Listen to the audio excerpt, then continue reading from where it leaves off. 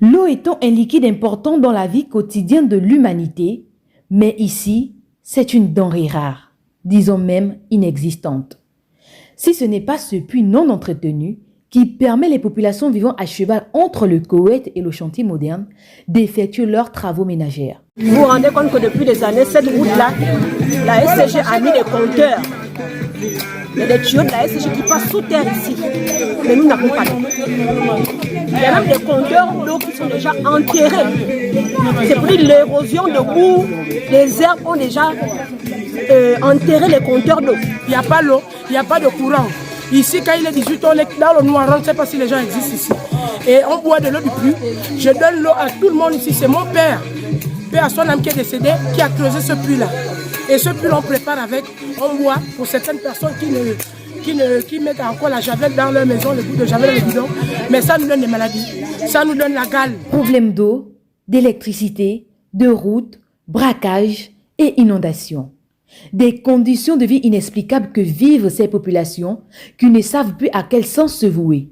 Peut-être qu'elles se sont trompées de planète, sinon de pays. Comment tout va nous entourer? Est-ce qu'on est maudit ici? Est-ce qu'il y a un autre problème ici? Mais Dieu est plus fort que ça, papa. Il y a des enfants de 9 ans qui se cassent ici quand elles tombent sur le pont, quand c'est inondé, quand la planche prend l'eau. Même mon poids aujourd'hui, j'ai perdu, mais le jour que je me suis cassé, les mamans âgées, les papas âgés, quand il fait nuit, on les amène à l'hôpital. Comment? Il n'y a pas de route. Les pavés se limitent. Là, chez le chef, notre chef de quartier est décédé. Ça fait aujourd'hui 7 mois. 7 mois qu'il est décédé, on n'a pas de chef de quartier. On se plaint à qui? C'est pas lorsqu'il y aura mort d'homme. Vraiment, cette zone souffre. On est à 100 mètres de la mosquée du Koweït. On est à 100 mètres du quartier qui a des pavés. Mais on se retrouve comme ça. On est plus éloigné que même les villageois sont mieux que nous. Elle en appelle l'intervention rapide du pouvoir de la transition afin que leur dignité soit restaurée. Que Papa Oligui nous amène l'eau. Que Papa Oligui nous amène la lumière. On a des problèmes d'eau ici depuis que je suis né. On accouche les enfants, c'est l'eau du puits. On les lave les habits, c'est l'eau du puits. Les enfants tombent malades 20 h. Si on n'a pas ouvert tout ça, il y a des braquages. Il y a des gens qu'on blesse ici la nuit.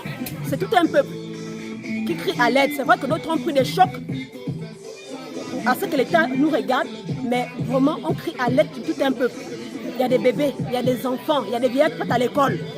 Les populations de cet endroit du 6e arrondissement de la commune de Libreville, comme partout ailleurs, tirent le diable par la queue. Mais jusqu'à quand?